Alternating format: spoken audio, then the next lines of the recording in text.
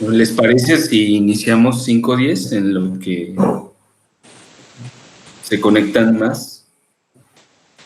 ¿Cómo ven? Ya se fue Carlos. Para comentarlo. Sí.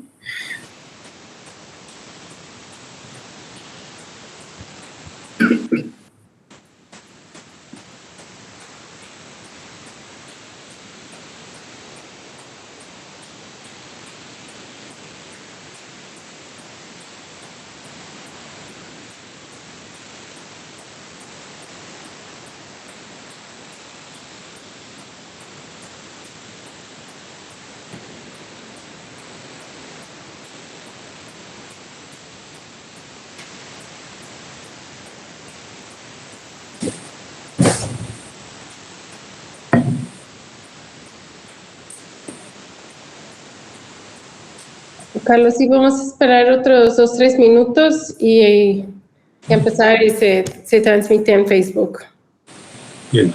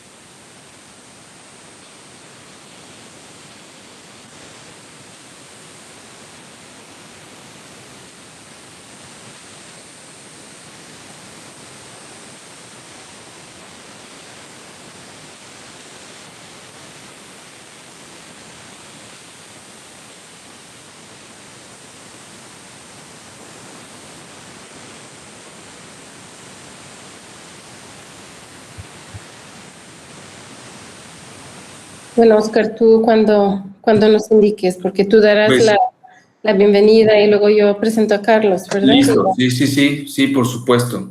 Bueno, pues si gustan, ya creo que Edgar conectó todo a Facebook y ya estamos listos. Bueno, pues muy buenas tardes a todas y a todos. Muchas gracias por estar acá con nosotros. Sean bienvenidas y bienvenidos al seminario Ecología Política, Sufrimiento Socioambiental y Acción Política, que es posible gracias a la colaboración de dos instituciones, la Universidad Intercultural del Estado de Hidalgo y el CIESAS Occidente. Es un seminario que coordina Edgar Delgado, Cindy, su servidor y Miguel Carrillo, que está a punto de conectarse. Pues bueno, el día de hoy nos acompaña el doctor Carlos Lucio. Bienvenido, Carlos, ¿no? Y pues adelante. Muchas gracias por estar acá. Gracias a ustedes por la invitación. Y bueno, deja primero Presento brevemente a Carlos Lucio, es sociólogo, es maestro en sociología por la Universidad de Coimbra en Portugal, doctor en ciencias sociales con especialidad en antropología social por el Centro de Investigaciones y Estudios Superiores en Antropología Social, CIESAS Occidente. Actualmente es profesor investigador postdoctoral en la Unidad Académica en Estudios del Desarrollo de la Universidad Autónoma de Zacatecas. Es miembro del Sistema Nacional de Investigadores Nivel 1. Forma parte de la Asociación Civil Proyecto LAM, dedicada a la documentación, conservación y manejo agroecológico de los agaves mezcaleros y a la conservación y resiliencia socioecológica de los sistemas agroforestales, donde implementa estrategias de investigación, capacitación e incidencia, y sus intereses de investigación son los conflictos socioambientales, diversidad biocultural y movimientos indígenas. Y pues muchas gracias, Carlos, por acompañarnos y te damos la palabra. Muy bien. Voy a tratar de proyectar.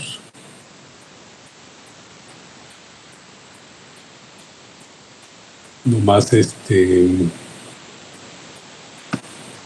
¿cómo le hago para elegir el monitor, Cindy?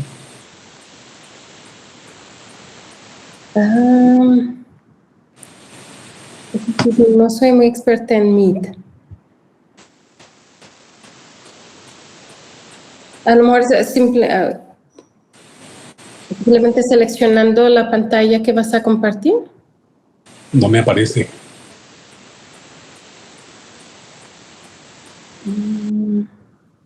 Porque ustedes están viendo lo que yo veo, ¿verdad? Sí. Déjame ver si lo puedo cambiar.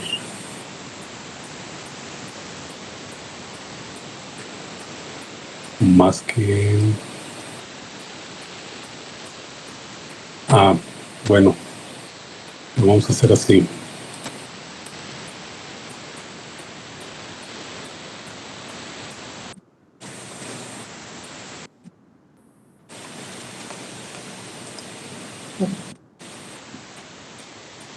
Ya lo están viendo, ¿verdad?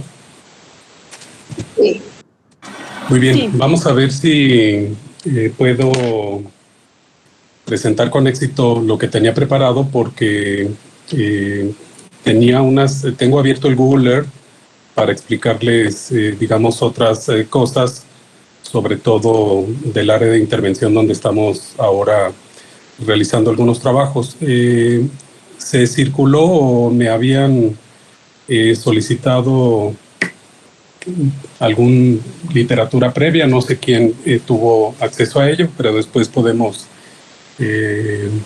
discutir ese tema o ampliar la información.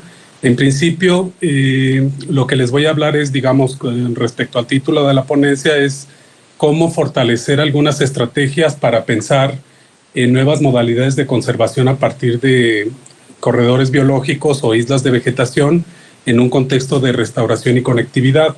Si tienen ustedes identificado la región del Nevado de Colima, Sierra de Manantlán,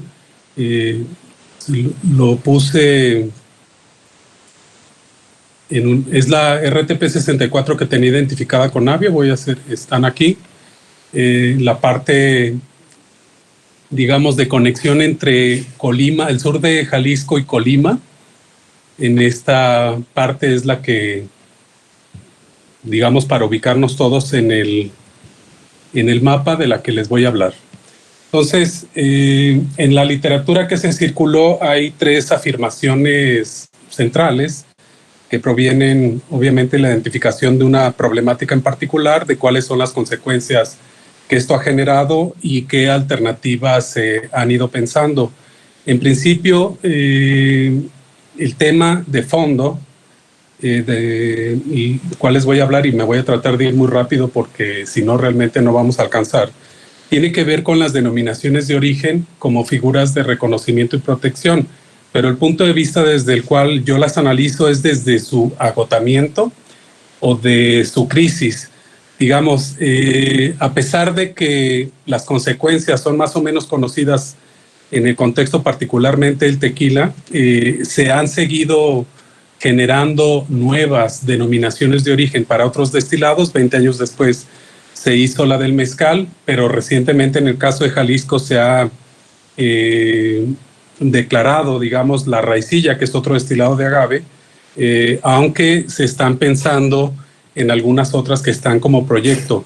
Varias de estas cosas naturalmente han tenido innumerables consecuencias, de las cuales vamos a ir platicando. Tienen que ver con procesos de intensificación productiva, y esto evidentemente ha generado dinámicas agroextractivas que Cindy, Darcy Tetrod y yo hemos analizado en algunos textos que también están disponibles en acceso abierto en la red, pero de los cuales podemos conversar más adelante si ustedes están de acuerdo. Hay varias literatura, digamos, de un tiempo para acá, desde Horacio Machado, Mal Felipe Giraldo y algunos otros, que han colocado el término agroextractivismo como un término bastante relevante en el contexto de los nuevos ciclos de acumulación, y sobre todo en aquellos que están basados en dinámicas de acumulación por desposesión. Agroextractivismo pareciera, digamos, es un término muy antiguo de repente, pero tiene algunos rasgos novedosos de los cuales vamos a tratar de problematizarlo ahora. Si nosotros vemos la expansión de las denominaciones de origen en términos de superficie territorial, vamos a asociar con ellas la expansión también de monocultivos, con todas las consecuencias que eso tiene. Ustedes saben, materia de deforestación y cambio de uso de suelo, y a las cuales le vamos a agregar evidentemente las de la emergencia climática en la que estamos, sobre todo calentamiento global o cambio climático, etcétera. Esa estética del agroextractivismo pues se ha universalizado, digamos, por todos lados a través del monocultivo. Ha generado un montón de consecuencias, y lo interesante en este momento es empezar a hablar de las alternativas. Una de ellas es la alianza, de la cual les voy a hablar en términos del corredor biológico Nevado-Manantlán. Si primero tuviéramos que hacer el análisis, digamos, de los destilados, de la expansión de los destilados de agave y de las denominaciones de origen en particular, van a ver ustedes un conjunto de problemáticas que arrastra la primera de ellas, que es la del tequila. Hay normas de calidad evidentemente anteriores a la denominación de origen que se pueden expresar fundamentalmente de esta manera. Hay otra en 1968, pero poco relevante, donde se agregó los diferentes tipos en términos de blanco, reposado y añejo.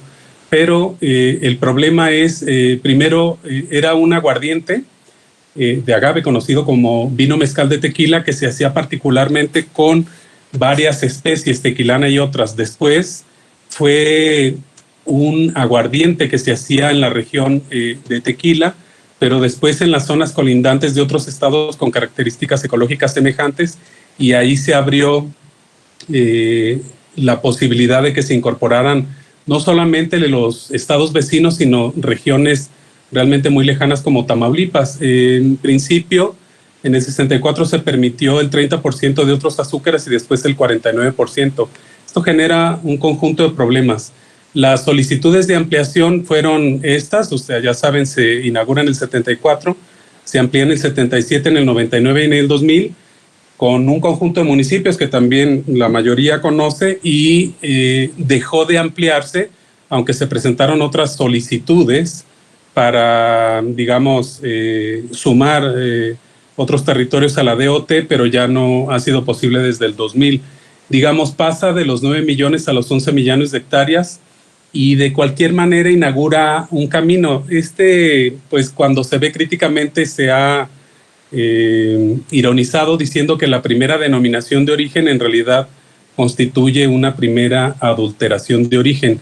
Cuando se hizo 20 años después la denominación mezcal, que en realidad copió el modelo del de tequila, ustedes van a poder advertir que algunos estados se incorporaron de forma completa, pero desde la solicitud, digamos, del estudio técnico justificativo en la solicitud de creación de la denominación de origen hasta su declaración, hay un lenguaje complicado, controvertido, que presenta algunas irregularidades jurídicas, porque se había identificado una cuestión conocida como región del mezcal que agrupa 131 municipios. Recuerden que Oaxaca tiene 570.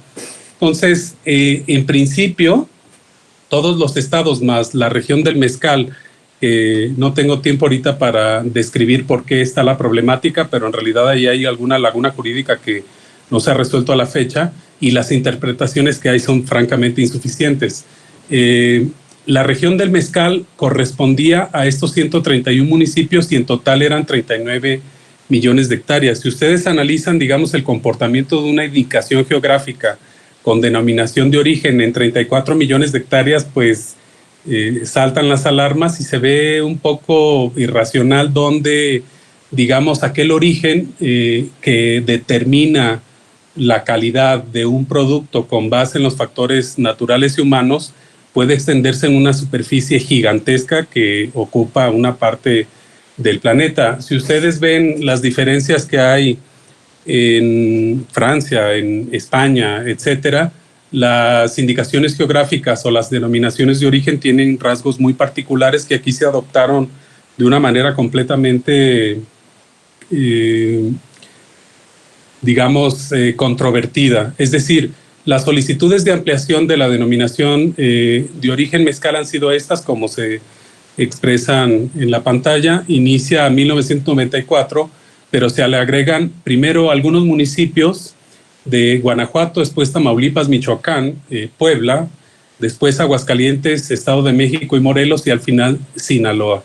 Se le han agregado también, digamos, un municipio adicional de Guanajuato, porque estaba, digamos, en el 2001 agregaron un municipio, después sumaron otro, en fin. Esas cosas también se pueden ver con mucha claridad y tienen comportamientos muy extraños. Es decir, en Puebla, en el 2015, se adhieren 115 municipios, al cual se le agrega otro años después para completar 116. Alrededor de 10 tienen alguna tradición mezcalera y alrededor de 100 no. Entonces, ¿por qué se adoptó casi la totalidad del estado de Puebla, a excepción de la Sierra Nororiental, que evidentemente, digamos, puede tener algunos agaves, pero son pulqueros por las características geográficas de la zona, pero no mezcaleros, ¿no? Para los que conocen Sierra Norte de Puebla saben a qué me refiero, que es una área más o menos forestal de clima templado, y la parte, digamos, más seca, incluida la que está hacia la reserva de Tehuacán-Cuicatlán, es la que es fundamentalmente mezcalera. ¿Por qué entonces, si alrededor de 10, 15 municipios son mezcaleros y 100 no, se agregaron todos los demás? Pues la razón, que se conoce evidentemente por haber preguntado a quienes participaron en el estudio técnico, que participaron en la denominación de origen, en la solicitud de ampliación para incorporar a Puebla en la denominación de origen, es porque había que garantizar frontera agrícola, porque la demanda de materia prima era muy alta. Eso hace, digamos, ustedes lo podrán ver, que de las 34 millones de hectáreas declaradas en el 94, lleguemos en este momento a 49.5 millones de hectáreas, lo cual es francamente alocado. El Estado de México, Aguascalientes y Morelos junto con Sinaloa están ahora, digamos, en un proceso jurídico. No, la denominación de origen no entró en vigor porque se ampararon algunos actores que están interesados en que no ingrese, sobre todo el Consejo Regulador del Mezcal, y creo que todavía está en esa laguna jurídica, pero lo que demuestra no es si está en vigor o no, sino que la ley de propiedad industrial permite que se puedan presentar solicitudes ante el Instituto Mexicano de la Propiedad Industrial y esta dinámica expansiva de las denominaciones de origen se intensifique con un montón de consecuencias. Hay varios investigadores a nivel nacional, particularmente Valiente Banuet, que dice que, o digamos, establece una correlación entre denominaciones de origen y deudas de extinción por un conjunto de problemáticas que están asociadas evidentemente al cambio de uso de suelo y a la deforestación. Esta es una forma, digamos, en que se puede graficar las solicitudes de ampliación Y curiosamente, si ustedes ven la parte del estado de Oaxaca, en este momento se toman los 570 municipios, pero si ustedes se limitan a la declaración de 1994, la parte verde del estado de Oaxaca son los 131 declarados. Después, a partir del 2000, del informe del Consejo Regulador del 2015, se empezaron a tomar los 500 municipios, pero eso le agrega, digamos, la nada despreciable cantidad de 7 millones de hectáreas a la superficie, digamos, de la denominación de origen, con las consecuencias que se conocen. Si ustedes saben, el mercado para el tequila, que crece de manera gigantesca de un año a otro, pues el del mezcal crece mucho más rápido, salvo que las diferencias también son muy evidentes. O sea, el tequila produce alrededor de 570 millones de litros por año, con un crecimiento francamente gigantesco, es decir, del periodo pre-COVID a la fecha prácticamente se duplicó. Antes del COVID eran 350 millones de litros y ahorita estamos alrededor de 570. Tiene otra historia, son alrededor de 100 años en que la industria del tequila pues ha vivido o atravesado este proceso de expansión, y en el caso del mezcal pues es más reciente. O sea, el boom mezcalero yo creo que se concentra del 2015 para acá. ¿Cuáles han sido las consecuencias? Si ustedes ven o visitan el estado de Oaxaca, lo que van a encontrar es este tipo de agricultura, no solo porque Oaxaca tiene este tipo de orografía, sino porque la expansión del cambio de uso de suelo para la instalación de monocultivos ha sido francamente salvaje. Hay distintos análisis donde se ha podido, ustedes lo pueden hacer, pueden bajar la frontera agrícola de SADER, que no está actualizada, estaban en ese proceso, cada 5 años hay que actualizarla. Esta es la del 2016, pero si ustedes la cuelgan en el Google Earth y se van al histórico, van a poder identificar lo que está en la parte izquierda, que es, digamos, vegetación nativa, con relación al 2021, que es cambio de uso de suelo. Pueden ustedes agregar toda la frontera agrícola que está disponible en Internet para cada uno de los estados de la República, van a encontrar el mismo patrón. Evidentemente, en el caso de Jalisco, el cambio de uso de suelo, los nuevos fragmentos que van a aparecer son por varias razones, pero fundamentalmente agave y aguacate. Este tipo de agricultura nos llevó a varios colegas, investigadores, productores y activistas a organizar encuentros regionales, tanto en Oaxaca como en Jalisco, para empezar a sensibilizar a los productores, evidentemente en la construcción de alternativas, ¿no? Y si ustedes analizan el caso de Oaxaca, es muy complicado porque se le agregó Sembrando Vida, empezó a permitir el cultivo de los agaves. Este es un vivero que está en la región de Yautepec, y este es el tipo de cambio de uso de suelo que se genera. Muchísimas veces derriban vegetación, evidentemente, para poner agaves, en primer lugar porque van a recibir 5,000 pesos mensuales, y al final lo que tienen es este tipo de resultados, que es lo que Omar Felipe Geraldo le dice la estética del agroextractivismo. Es decir, todo esto, si ustedes lo analizan en términos de regiones hidrológicas, tiene un impacto gigantesco. Pero bueno, esta es alguna de las cosas que nosotros hemos visto en Oaxaca y en otros estados, desde los cuales nos hemos propuesto como objetivo promover encuentros campesinos para promover digamos, alternativas de manejo, ¿no? Curiosamente, en el caso de Jalisco, se conoce por excelencia el tequila, pero no se sabe que hay un montón de denominaciones regionales para los distintos destilados de agave. En la región norte, pues los tepehuanos le dicen tepe, ¿no? Los huicholes le dicen tutsi. El más conocido es el tequila, cuyo, digamos, origen es el vino mezcal, que era de tequila, aunque se hacía en varios de los municipios vecinos como Amatitán, Arenal, etcétera. La raicilla, que tiene recientemente una denominación de origen, es como se le conoce en la costa, pero en Sierra Occidental, la parte verde, le decían vino del cerro. En Sierra de Ayutla y en Sierra de Tapalpa le dicen barranca. En la región sur, digamos, estos son los municipios de Zapotitlán de Vadillo, Tolimán y Tuzcacuesco. Algunos están empeñados en decirle Tuzca, pero hay pocos antecedentes históricos que lo confirmen, digamos, a lo largo del tiempo. Y en la región que hacen mezcal de olla. Ahora, aquí en medio, digamos, en torno del volcán de Colima, cerca de Tuxpan, entre Tuxpan y Tecalitlán, hay también mezcal de olla, y ahí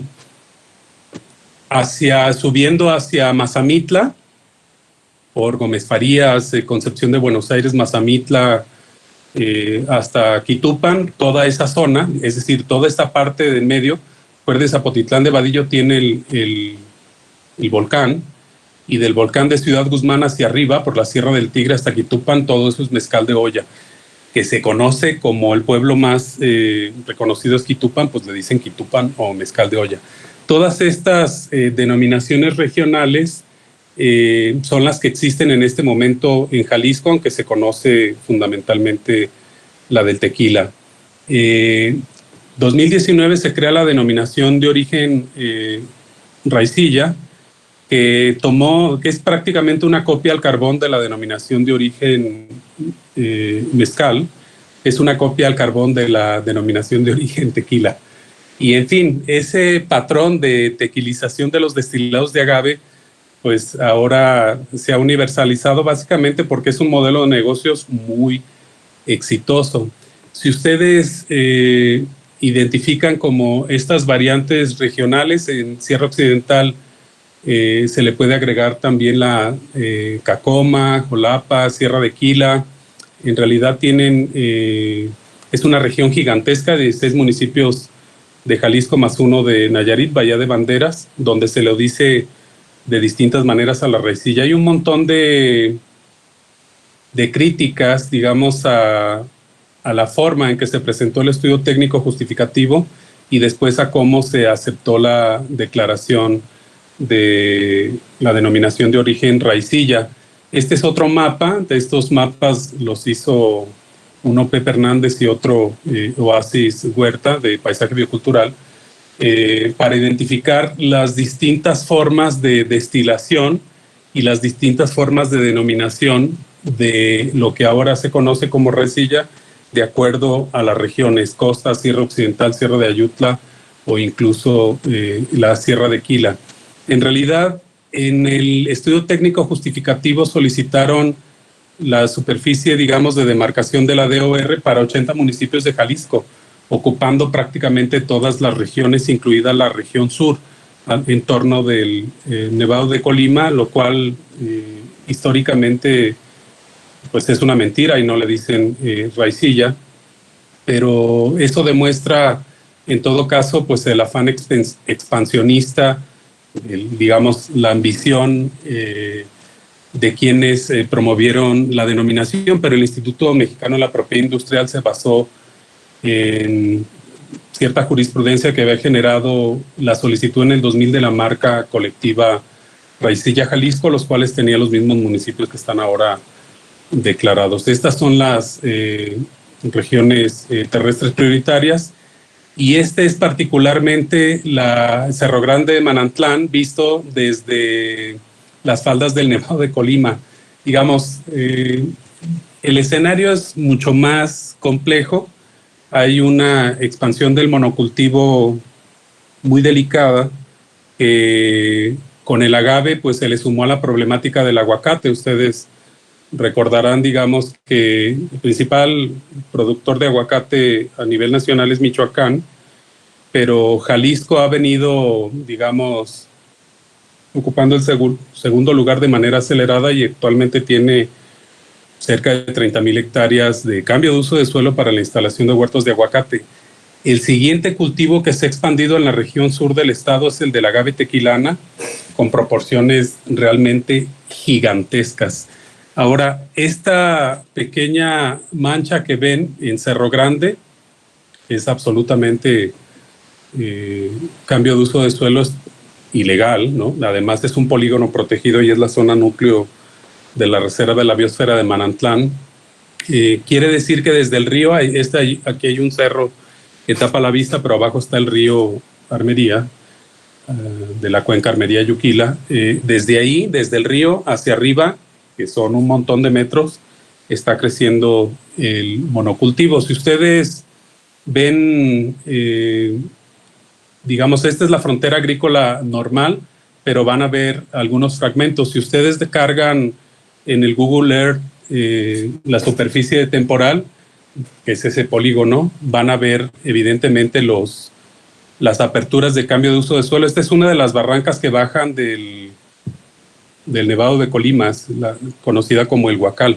Todo esto introdujeron maquinaria, y si ustedes amplían en el Google Earth van a encontrar monocultivos de agave. Esto acaba de pasar el año pasado.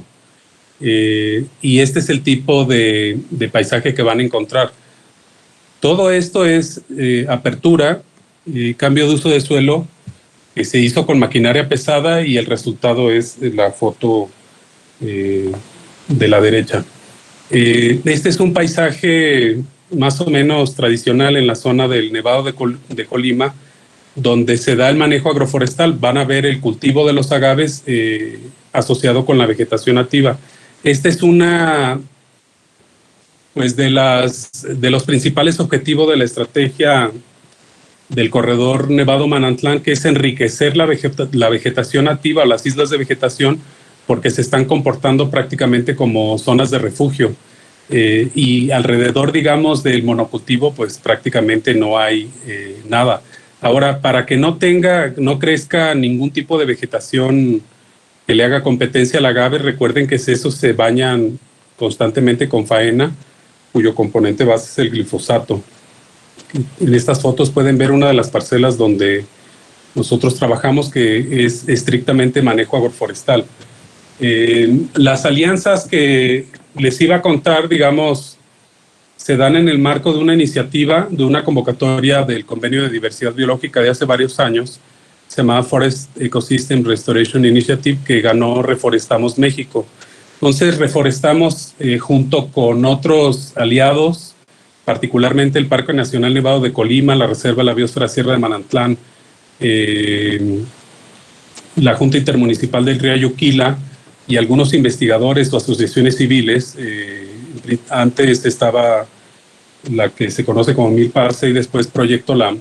Empezaron a promover un conjunto de iniciativas para proponer, digamos, como estrategia de conservación, la incorporación de corredores biológicos o islas de vegetación. Esta infografía la pueden encontrar en internet.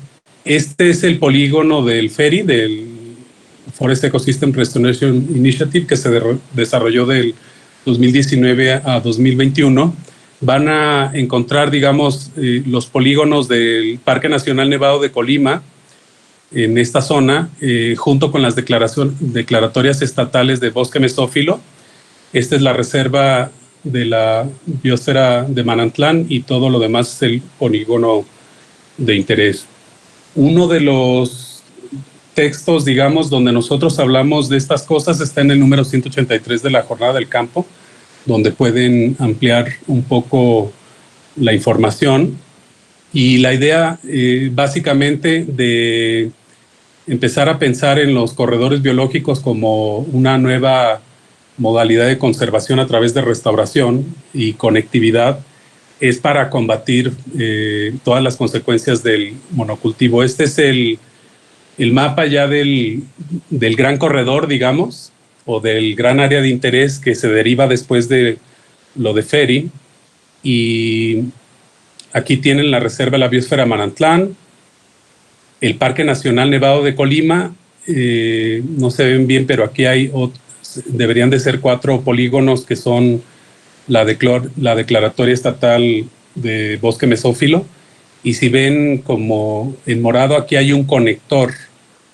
Entonces, este conector biológico entre el Nevado de Colima o el complejo volcánico y la Sierra de Manantlán es donde se está desarrollando el pilotaje con distintas cadenas productivas para promover tanto agroforestería como manejo agroecológico, no solo en sistemas silvopastoriles, también la cadena maguey-mezcal.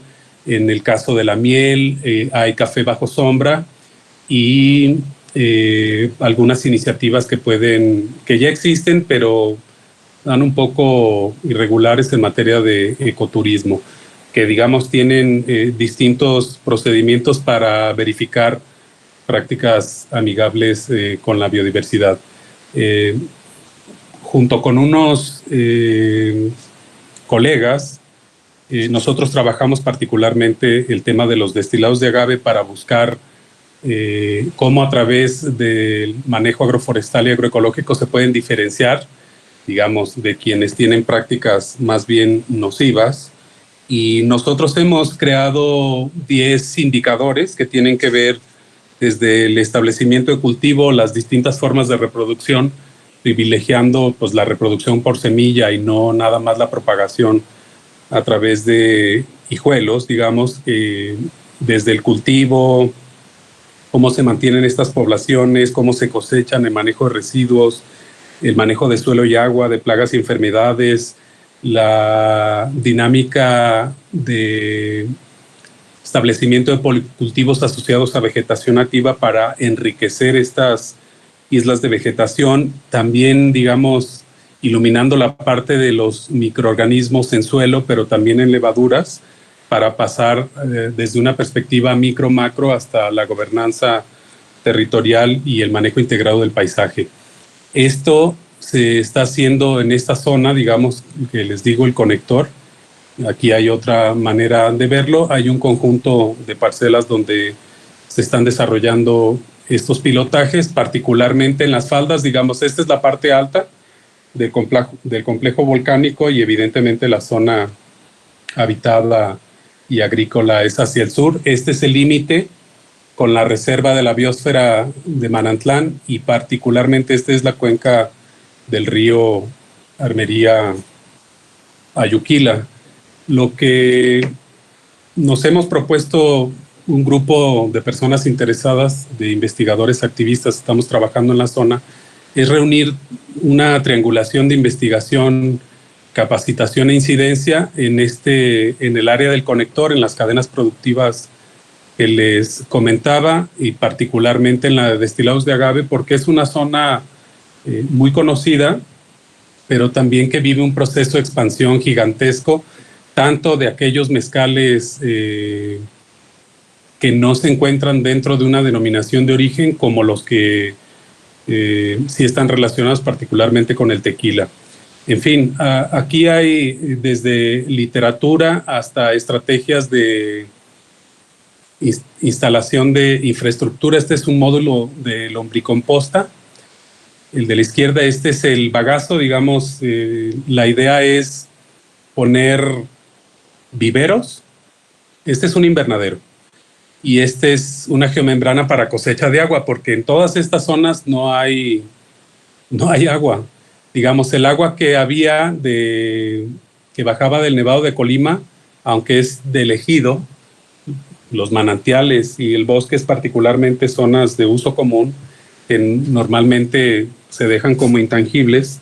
Los aguacateros pusieron mangueras y desvían el agua pues para regar sus huertas, ¿no? Lo cual no solo es ilegal, sino que es un problema muy delicado porque es difícil enfrentarlo, digamos, hay asimetrías gigantescas, pues ya saben los aguacateros de qué cosas están asociadas a ellos, y aunque el ejido es el dueño del bosque y del manantial, hasta ahorita no se ha podido hacer nada. Ellos como alternativa han pensado solicitar concesiones para hacer pozos y obtener agua por esa vía, pero con agua evidentemente no otorga concesiones de un tiempo para acá.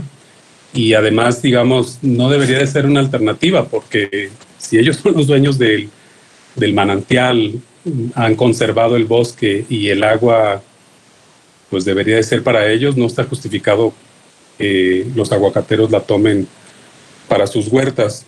Entonces, en todas las parcelas están atravesando un problema muy serio de agua, pero también los municipios, o sea, los municipios que obtenían agua de ese manantial, no solo Zapotitlán de Vadillo, ya no les llega agua por ningún lado.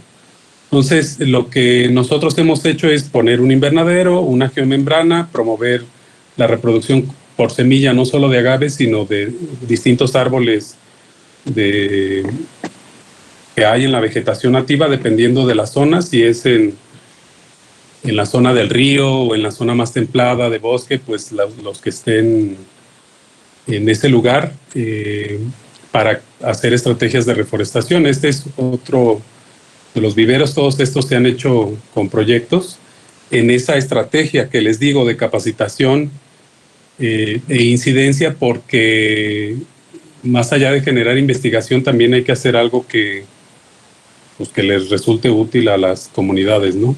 Esta es la última geomembrana que se puso en otra de las parcelas donde les digo que se ha hecho este pilotaje. Este es el módulo de lombricomposta, el 100% del bagazo con un preparado, que luego les puedo comentar, se traslada a la aceleración de la descomposición con vermicomposta y al cabo de unos meses tienen prácticamente humus. Ese humus se lleva al vivero y se aplica como sustrato para la germinación. Una vez germinada la planta, se traslada la plántula en una bolsa para crecimiento, también con esta tierra enriquecida.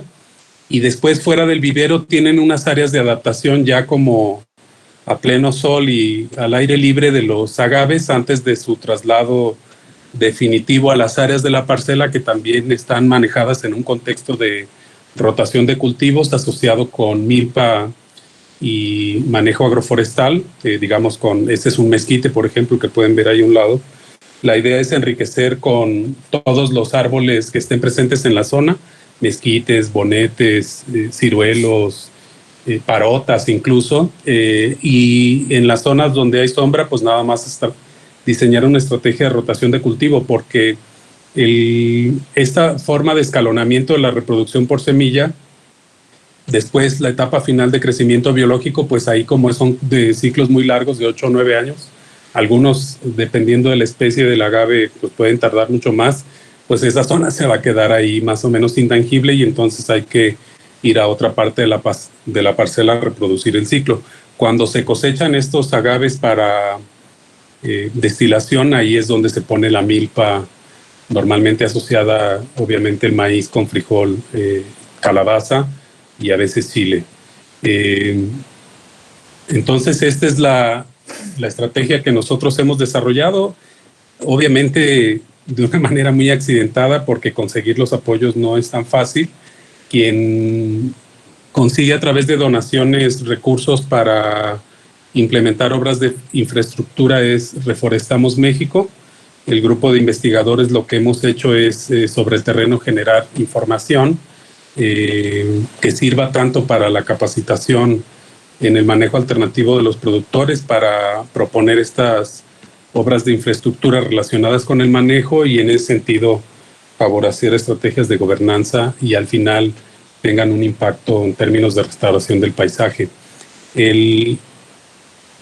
La declaratoria, digamos, se ha venido trabajando, como les decía, desde la iniciativa del FERI, de restauración del paisaje, de la convocatoria del Convenio de Diversidad Biológica en el 2019, pero la declaratoria se va a dar a conocer apenas el 10 de noviembre en Zapotitlán de Vadillo. Este es el flyer, digamos, que se está utilizando como promocional. En ese festival biocultural del corredor biológico, lo que se pretende no solamente es dar a conocer la iniciativa, reunir también firmas adherentes de todas las personas que quieran sumarse, tanto pues, del Estado o de otras partes del país, porque hay colaboradores de Oaxaca, de la Ciudad de México, etcétera.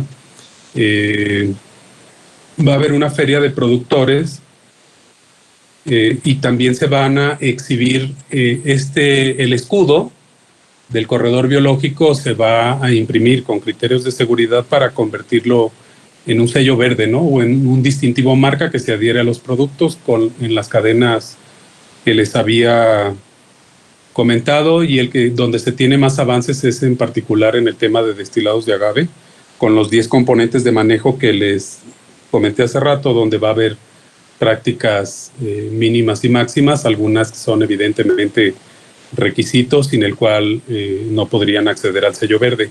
Entonces va a haber esta feria de productores, va a haber charlas, conferencias, talleres, y los talleres van a ser con niños, con población abierta, van a estar todos estos actores y se va a dar a conocer la iniciativa de conservación durante una jornada de 2 días, viernes 10 y sábado 11 de noviembre en distintas comunidades, pero arranca en Zapotitlán de Vadillo, digamos, del lado del complejo volcánico, y el sábado se sigue con comunidades que están en el área de la reserva de biosfera de Manantlán.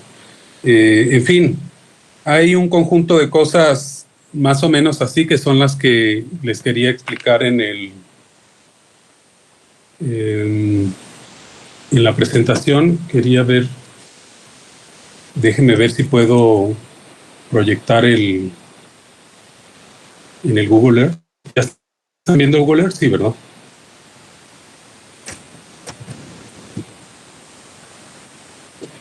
Bueno, creo que sí, no los escuché, pero creo que sí me escuchan. Sí, vemos ya Google Earth. El polígono blanco en el Google Earth es el gran corredor, digamos, el área de interés. En medio están graficados, este es el complejo volcánico. Si ustedes ven, tiene estos 4 polígonos que son las declaratorias de bosque mesófilo. Aquí estaría el polígono del Parque Nacional Nevado de Colima. Esta es la reserva de la biosfera de Manantlán. Aquí está el conector, nomás que no tengo el KLM de ese conector entre Nevado de Colima y Manantlán. Estos son los pilotajes que se están haciendo en el municipio de Zapotitlán de Vadillo y de Tolimán. Y si ustedes amplían, van a encontrar, evidentemente, todos estos son cultivos de agave. Aunque unos de estos están en la frontera agrícola, se las voy a colorear. Más que el Google Earth es particularmente lento. Para ver la creación de los nuevos fragmentos.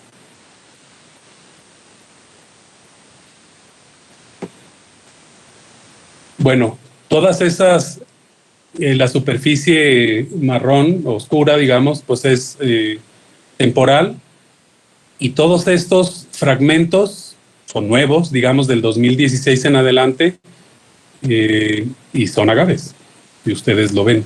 Entonces, este comportamiento en Zapotitlán está generalizado, toda la zona sur, incluido Tolimán. Ahora, si lo vieran para el caso de aguacate, pues es más grave, porque son 30,000 hectáreas. En esta barranca es la que les puse la fotografía. Digamos, es una barranca gigantesca en realidad, y vean el avance, y todo esto lo hicieron con maquinaria. Es algo alucinante. Digamos, ya cuando lo ven de manera presencial es muchísimo más impresionante. Si se van hacia la zona del río, ahí está el río Armería, lo que van a encontrar también es la multiplicación de fragmentos como estos, y son de agave. Este es el río Armería. Bueno, algo que es muy impresionante, normalmente el río sube su caudal en el periodo de temporal un montón de metros. Este es el primer año que en vez de subir bajó el caudal de, digamos, los 6 metros que se incrementaba en volumen, es la misma proporción en que disminuyó, y ya se está convirtiendo poco a poco en un arroyo en vez de un río, y era un río gigantesco. Digamos, en el periodo del temporal aquí hay varios puentes, porque donde están las poblaciones no se puede cruzar por ningún otro lado, y normalmente el agua superaba el puente, digamos, era imposible la comunicación de un lado a otro. Y ahora pues, realmente casi no tiene agua. Bueno, este es también otro fragmento todos son de Tequilana Weber. En fin, hay un montón de cosas ahí que pueden ver para identificar el cambio de uso de suelo. En el caso de Tequilana es delicado, pero si le suman aguacate es espantoso. En fin, esta es la iniciativa del Corredor Biológico Nevado-Manantlán y más o menos y de manera un poco atropellada les conté sus características. Hasta aquí lo dejo yo para abrir la sesión de preguntas y respuestas.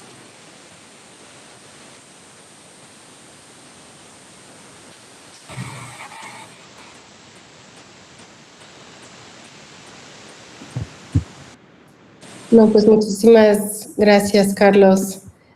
Muy interesante. Felicidades también por el trabajo. No sé quién quisiera empezar con las preguntas. Yo tengo algunas, pero si hay otras manos.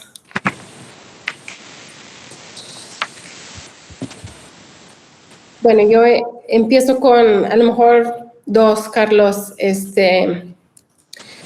Primero, para saber el interés o las estrategias que han usado a nivel local para involucrar a los productores. Digamos, uno sabe que por lo menos está en años recientes la experiencia, a lo mejor de que el agave ha sido muy redituable, y como una bonanza, ¿no? Ya sé que las personas rentan la tierra o entren a lo mejor por partes a la siembra, etcétera, etcétera. O sea, hay un atractivo económico en el agave para quienes poseen tierra.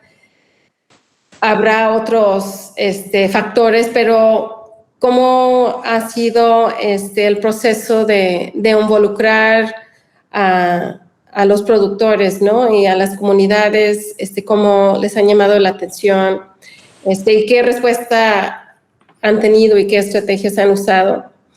Y por otra parte, está toda esta iniciativa supuestamente, ¿no? Desde el Consejo Regulador de Tequila y el gobierno de Jalisco de decir el agave libre de deforestación, ¿no? Y también su propio tipo sello verde de alguna otra forma, ¿no? De querer decir que todo el agave para el tequila va a venir de estos espacios certificados donde no hubo deforestación. Y bueno, en realidad sabemos que, bueno, considero es una simulación, me imagino que estarías de acuerdo, pero me llamó la atención en un evento el otro día que estaba gente del CRT, estaba de la Cámara de la Industria Tequilera también, el director o presidente, y hablaban de que hay ahora 38,000 productores de agave Tequilana Weber,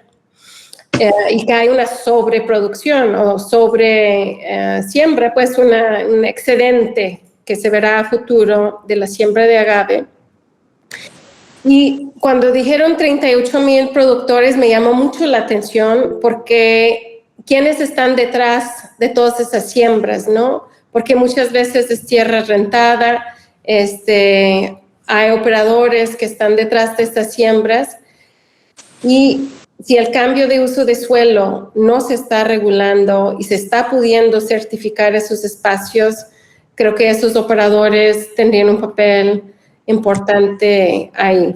Bueno, si nos podrías comentar de lo que has visto de los actores en esa cadena de la siembra y la expansión del agave. No sé si empezamos con las mías o si de una vez... Como quieran. Bueno, yo, pero bueno, no sé si ya me tomé la palabra de bote pronto. Bueno, muchas gracias, Carlos. A mí me pareció sumamente interesante, ¿no? Sobre todo, hemos tenido acá varios colegas digamos que se quedan en la parte de la problematización, ¿no? y poco en el asunto de la acción, ¿no? O sea, cómo remediamos esas consecuencias, digamos, ¿no? Socioambientales. Y creo que tú abonas a ese tipo de estrategias, ¿no? Cuando se plantean este tipo de proyectos, siempre me surge la pregunta un poco en la tesitura que la planteó Cindy, ¿no? O sea, ¿cómo es que las comunidades, digamos, participan de manera activa en este tipo de proyectos, ¿no? No sé si nos pudieras comentar un poco qué tipo de metodologías se implementaron, no sé si fueron metodologías tipo participativas, cómo se diseñaron, cómo se implementaron, ¿no? A partir de qué ejercicios, digamos, de vinculación, ¿no? Comunitaria, igual y si hubo, ¿no? Cómo se llevaron a cabo estas estrategias, ¿no? Básicamente, ¿no? Muchas gracias, Carlos. Bueno, igual voy platicando y ahorita si surgen más preguntas las vamos respondiendo. Esto se da en una historia más o menos larga porque hay un grupo de investigadores y de académicos relacionados con el activismo ambiental que en una tradición que inaugura Efraín Hernández Xolocotzi para revalorar los sistemas tradicionales de manejo y que tiene distintos continuadores, particularmente Catarina Isley, que trabajó en la alta montaña de Guerrero con productores de mezcal, crearon la primera marca colectiva, la Sansecan, la primera marca de mezcales, digamos. Ellos tuvieron un manejo increíble del agave que crece de forma silvestre en áreas forestales y ganaron varias veces, no sé si una o más veces, el premio Elinor Ostrom. Katy Isley murió de cáncer y en el 14, y para continuar como ese legado que había iniciado con el Grupo de Estudios Ambientales, con el GEA, un conjunto de investigadores y académicos activistas convocaron a la creación de la Red Nacional de Manejadores de Maguey Forestal. Y a partir de ahí se hicieron 4 encuentros nacionales con personas provenientes de varios estados. El universo, digamos, era alrededor de 8 estados de la República en promedio, con una participación de entre 150 a 200 personas. Se concentraron primero en las 2 primeras ediciones en la Ciudad de México, la tercera en la ciudad de Pátzcuaro, en las instalaciones del CREFAL fueron la sede, y ahí varios propusimos que el siguiente, el 4º encuentro nacional que se desarrolló en el 19, pues fuera a nivel de parcela y que ya nos lleváramos la discusión fuera de las instalaciones y empezáramos a instrumentar talleres teórico-prácticos y no nada más conferencias desde esta perspectiva del tribunal de expertos y una audiencia que en realidad empieza a bostezar tarde o temprano porque eran encuentros de varios días. Lo que hicimos fue involucrar a toda la gente en una dinámica participativa en talleres teórico-prácticos para ver en parcela, bajo el método de campesino a campesino, cómo se daban los cambios de los cuales nosotros les hablábamos en abstracto. Íbamos a hacer el 5º encuentro nacional en el sur de Jalisco, digamos, donde están estas fotografías que les puse, pero vino el COVID y se interrumpió todo. Entonces, en el contexto del COVID, que recordarán que duró la parte de confinamiento de contracción y relajación del proceso, nosotros hicimos encuentros regionales pequeños, más manejables, todos al aire libre, en parcela, y los hicimos en una dinámica de intercambio entre Oaxaca y Jalisco, involucrando a gente de Michoacán o de otros lugares, y esos de los regionales en el contexto de la pandemia y poco después ya hemos hecho 5 encuentros. Entonces, cada uno de estos encuentros tenían como base el intercambio de experiencias de campesino a campesino, pero ahí donde ustedes vieron como estas iniciativas del desarrollo de infraestructura en pilotajes que en realidad son de largo aliento porque vienen de hace cerca de 10 años, lo que se ha dicho es vamos a apoyarte con proyectos que son digamos, un montón de recursos a cambio de una cosa. Y les hemos dicho, o sea, te vamos a dotar de infraestructura para el manejo, y una vez que tú te vuelvas mucho más hábil en el plano agroecológico o agroforestal, vamos a convertir tu parcela no solo en demostrativa para que tú te pares el cuello, sino en una escuela campesina. Entonces, cuando sea escuela de campo, queremos traer a gente de otros estados que tienen un manejo más incipiente y entonces acercarlos bajo la técnica de enseñar haciendo, que proviene de la educación popular, para que ellos vean y no los investigadores les cuenten absolutamente nada. Es para que el campesino le diga, yo en mi parcela hice todo esto. Eso contagia de otra manera, y lo que hemos tratado de hacer tanto en Jalisco como en Michoacán, a partir de lo que yo les digo, estas alianzas estratégicas entre distintos actores no académicos, es promover el desarrollo de infraestructura con Reforestamos México, que consigue donaciones de todos lados, digamos, es una asociación civil que recibe financiamientos, tienen una estrategia de procuración de fondos, y si tienen una bolsita pequeña, pues una geomembrana cuesta 40,000 pesos, pues se mete a concurso y la que gane, y luego se instala, y van de poco a poco. O sea, el paquete tecnológico es el invernadero para la propagación por semilla de agaves y de árboles, incluidas las plantas medicinales, porque participan hombres y mujeres. No se trabaja solo con productores bajo ninguna circunstancia, esto involucra familias completas. Y digamos, la estrategia, de hecho, es toda esa discusión que hacía Pedro Álvarez y Casa en términos de quiénes son los actores en este momento que participan o que juegan un rol importante en la conservación. O sea, nosotros hemos recurrido también a una estrategia que a mí me parece muy vertical, de llegar a los núcleos agrarios, hablar con el presidente del comisariado, y siempre ha sido fracaso tras fracaso por razones que no me puedo extender ahora. Y Pedro Álvarez y Casa, en su tesis de doctorado, que convirtió después en libro para hablar de naturaleza colectiva, pues afirmaba algo que ya se conoce. O sea, no desprecien a los actores individuales o pequeños propietarios en el rol de la conservación. O sea, no piensen que los ejidos son los que conservan. Los ejidos están vendiendo pedazos del planeta, pues, por distintas razones, y porque la especulación en el contexto del cambio de uso de suelo es gigantesca. O sea, si ustedes van al límite de Jalisco-Colima, una hectárea cuesta 9 millones de pesos. ¿Y por qué vale tanto? Porque van a desarrollar. Es decir, la zona que está subiendo hacia el Nevado, pues es más templada. Recuerden el calorón del cambio climático. Entonces, toda la gente de Colima está interesadísima en invertir en desarrollos ya no de casas de descanso. Quieren vivir ahí y desplazarse, porque son 20, 30 minutos en carro hacia Colima, trabajar en Colima y venirse a las faldas del volcán, que tiene bosques mesófilos bellísimos, pues a vivir, ¿no? Entonces eso está desatando una especulación. Fuimos Cindy, Darcy Tetrold y yo hace poquito a Sierra Occidental. Nos comentaban los habitantes de allá, dicen, los de Vallarta, que son las grandes ligas del desarrollo inmobiliario, dicen, están interesados en comprar todo lo que haya de tierra disponible en la sierra. Pues un terreno de 30 metros por 30 metros lo estaban vendiendo en $1 millón.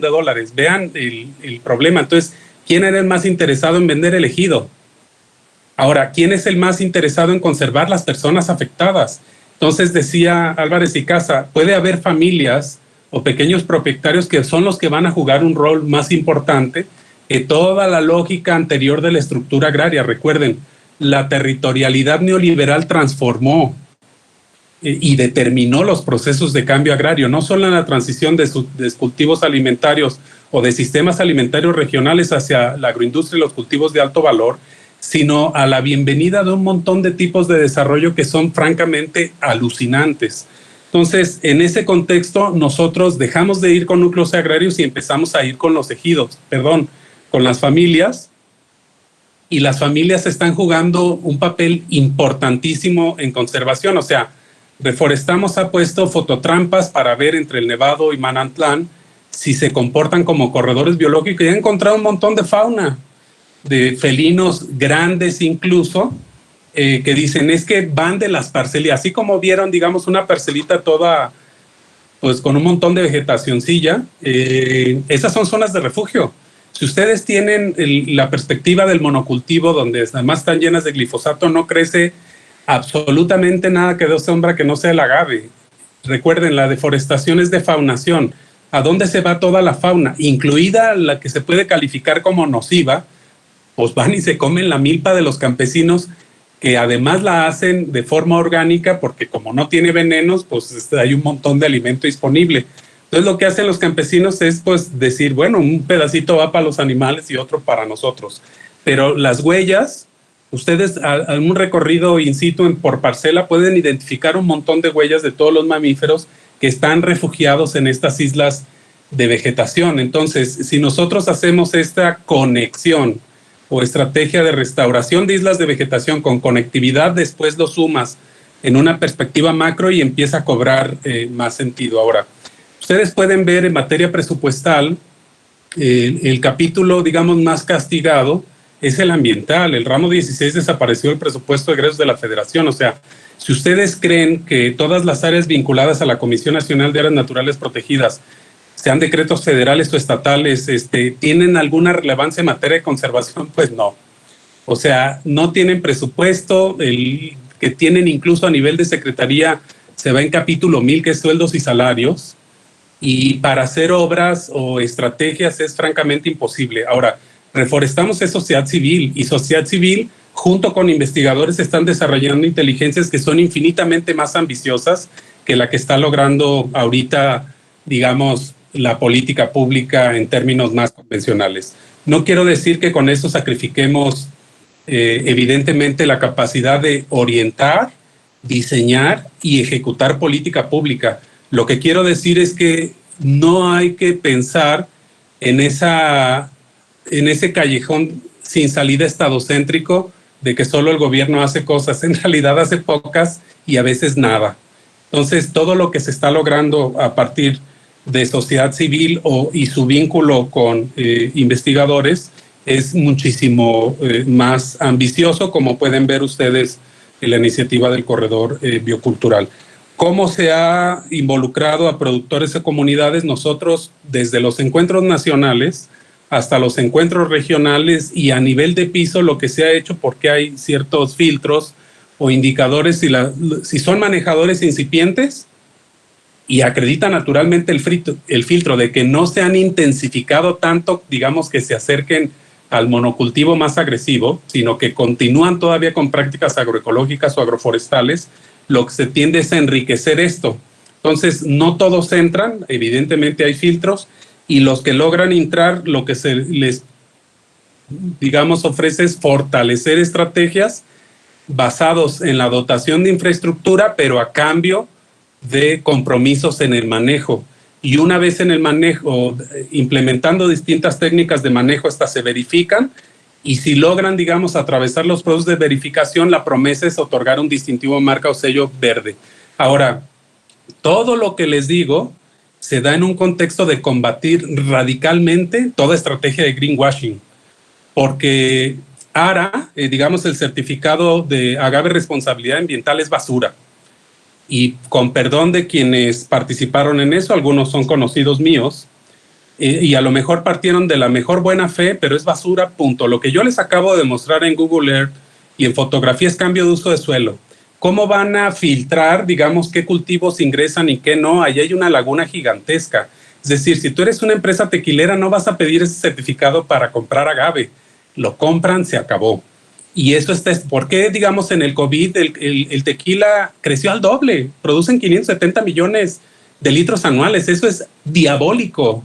O sea, tienen a su disposición ya no la superficie demarcada en la denominación de origen tequila, tienen todo el país.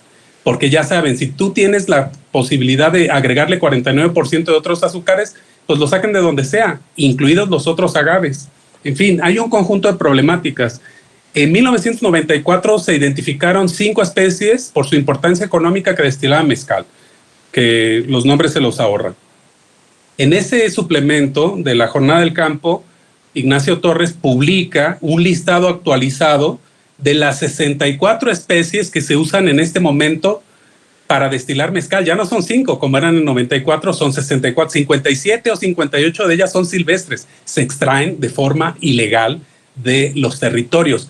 Pero si tu territorio se amplía y empieza en 34 millones de hectáreas y llega a 49.5 millones 20 años después, lo que estás ofreciendo son pedazos del planeta a dinámicas de extracción ilegal. Aunque hay una ley de desarrollo forestal sustentable, una norma 05 Semarnat que regula el manejo y exige incluso un plan de manejo para la extracción de vegetación silvestre, y una ley de desarrollo forestal, de desarrollo rural sustentable, además de desarrollo forestal sustentable, todo eso es papel mojado, es letra muerta, porque hay un montón de cosas que aparentemente pareciera que un sexenio se compromete a ellas y el siguiente las abandona, y ahí tenemos una laguna gigantesca, complicadísima, donde la mayoría del dinero del presupuesto de egreso se destina a Sembrando Vida, que está reducido a 1 millón de hectáreas, pero México tiene 196 millones de hectáreas. O sea, el 20, alrededor de 2.500 núcleos agrarios, es decir, casi de los 30.000, casi 10%, son estrictamente forestales. ¿Cuáles están cambiando uso de suelo para acceder a los 5,000 pesos por mes? Hay ahí algunas investigaciones dispersas que pueden revelar algunos datos. Entonces, el ARA, en mi opinión, es greenwashing. Y lo que nosotros proponemos en el caso de los destilados de agave, para quien está dentro o fuera de alguna denominación, tanto mezcal o, por ejemplo, los del sur de Jalisco, no venden mezcal porque están fuera de la denominación de origen mezcal, pero tampoco venden tequila. Ahí siempre se ha hecho algo que ellos le identifican desde el siglo XVI como vino mezcal, y ellos lo etiquetan bajo, evidentemente, la norma 199 que los obliga como destilado de agave o aguardiente de agave. Como todo el mundo ha visto una gran oportunidad, es decir, en la tienda, en la cremería, poco falta para que los talleres mecánicos vendan mezcal. Todo el mundo, digamos, está aprovechando la ventana de oportunidad, términos económicos, y llegas y te preguntan si quieres del bueno o del malo, y entonces ahí empiezas a responder, pues, ¿qué pasó, no? Y lo dan a precios bajísimos, es decir, si tú compras 1 litro de mezcal en 150 pesos, pues calcula la calidad. O sea, en realidad luego lo revuelven con alcohol etílico, con alcohol de caña, y no tiene nada de mezcal, pero en fin, esos son un montón de cosas. Es decir, la conducta de voracidad, ambición y depredación se ha desatado por todos lados. Nosotros nos acercamos a productores o a familias que tienen ciertas prácticas y les ofrecemos diferenciarse, ¿no? Y diferenciarse a través del manejo, de un manejo relacionado a conservación, y si conservan y acreditan procesos de verificación, pues entonces se promete el sello verde. Y, en fin, de greenwashing les puedo comentar 10,000 cosas, pero tampoco se trata de eso. Y nosotros, pues, no solamente estamos en contra de eso, sino lo denunciamos permanentemente. En fin, cuestionamos el modelo de denominaciones de origen, que para mí es un modelo de negocios nada más. Y hay una mitología gigantesca en torno de las denominaciones que, como disparan mercados, ¿no?, nacionales, pero fundamentalmente internacionales, despiertan un atractivo gigantesco, y hay una narrativa hegemónica que estimula ya no solo la adhesión a una denominación de origen en particular, sino la creación de nuevas. Recuerden, Raicilla se ha creado en el 19, pero en el sur de Jalisco están intentando de una manera completamente alocada crear una nueva denominación para destilados de agave, esta vez llamada Tusca. Pero si nosotros vemos que la denominación de origen, por ejemplo, el tequila, que además pavimenta el camino de todas las demás, es la expansión de monocultivo, ¿por qué quieren otra denominación de origen? La denominación de origen, dado que es una estrategia de patrimonio, de propiedad intelectual, lo que pretende, digamos, asegurar es un derecho exclusivo contra terceros que se pueden beneficiar ilegalmente del uso de una denominación. Entonces, el del tequila más o menos se entiende porque adquirió una proporción, una fama universal hace mucho tiempo, pero imaginen Tusca, que nadie conoce. Es decir, en Sudáfrica, ¿quién está destilando Tusca y vendiéndolo con esa etiqueta? O en Venezuela o en Japón, por favor. Es decir, no van a encontrar ni siquiera evidencias históricas en el estudio técnico justificativo para poder presentar la solicitud, pero hay todo tipo de actores, diputados, presidentes municipales, inversionistas, financiadores, interesadísimos, tanto en Colima como en Jalisco, en crear una nueva denominación de origen. ¿Qué va a hacer ¿qué va a ocurrir? O sea, la denominación al generar este derecho de exclusividad lo que hace es excluir a los productores. Si tú quieres etiquetar con esa denominación vas a tener que pagar una certificación. ¿Y a quién se la vas a pagar? ¿Cuál va a ser el órgano evaluador de la conformidad? ¿Cuáles son los criterios de calidad que van a tener que acreditar, en los cuales tienen que gastar mucho dinero? Y hay un montón de ejemplos, es decir, hay tanto en el tequila gente que se sale de la DOT, como en el mezcal gente que se sale de la denominación de origen mezcal. Pero imaginen, hay una lucha histórica en Michoacán en el 2012 para incorporarse a la denominación mezcal, y lo logran. Pues hace unos años, y hace pocos, digamos, había alrededor de un censo de 800 productores, ahora hay más, pero yo no tengo el dato actualizado.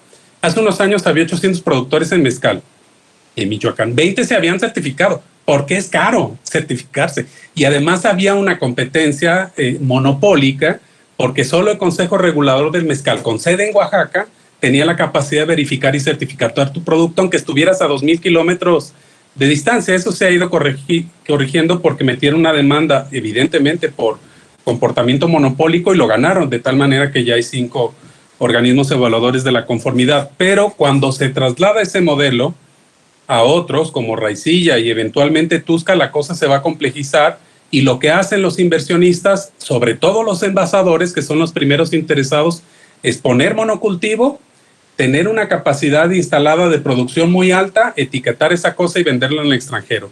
¿De cómo se benefician los productores? En nada, normalmente son maquiladores. Entonces dicen, pues no me crean, yo dudo de lo que está diciendo. Vean los casos de Oaxaca, hay un montón de literatura. La mayoría, nosotros hemos hecho encuentros campesinos allá y les preguntamos a la gente, ¿cuántos de ustedes destilan mezcal? 9 de cada 10 son proveedores de materia prima, nada más. Y 1 de cada 10 destila mezcal en los encuentros. Entonces dices, algo está pasando, ahí hay tendencias, indicadores, etcétera. En fin, pido perdón por excederme en la respuesta de sus primeras 2 preguntas. No, muy interesante. Muchas gracias, Carlos.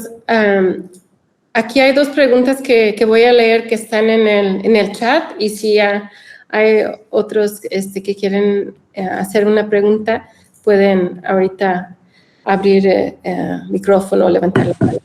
Andrea Jocelyn Mena pregunta, ¿este proceso de corredor biológico cómo inició? ¿Cómo se financia? Bueno, de algo has tratado eso, pero lo que quieras comentar además. Y Edgar Delgado dice, hola Carlos Lucio, muchas gracias por la presentación y felicitaciones por todo el gran esfuerzo de articulación comunitaria.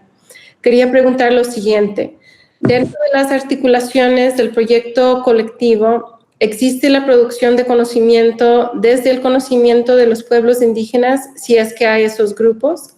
Si es así, ¿de qué manera se integra a las acciones colectivas del proyecto? A ver, bueno, en términos de financiamiento, recuerden, es la iniciativa de restauración de ecosistemas forestales que promovió el convenio de la diversidad biológica con dinero del gobierno coreano. Convenio de diversidad biológica se hizo en 1992, que es sorprendentemente la primera iniciativa después de la conferencia de Estocolmo del 72, que se ocupa de analizar lo que ocurre con la biodiversidad en el mundo, aunque si ustedes han revisado las fronteras planetarias del Instituto Estocolmo de Resiliencia, la integridad de la biosfera en términos de pérdida de ecosistemas y desaparición de especies es uno de los límites biofísicos rebasados en el planeta, es decir, que atravesaron un proceso de overshooting que digamos experimenta un proceso de irreversibilidad porque estamos perdiendo ecosistemas y especies en una velocidad aceleradísima. Entonces, imaginen que la sensibilidad ambiental empieza en 72 y se consolida en el Convenio de Diversidad Biológica en el 92, y cada 20 años estamos haciendo una cosa bastante discreta, pues nos ganó el tiempo. Y ya saben ustedes, lo que estamos haciendo es demasiado poco y demasiado tarde. Pero bueno, el CDB no tiene mucho financiamiento, digamos.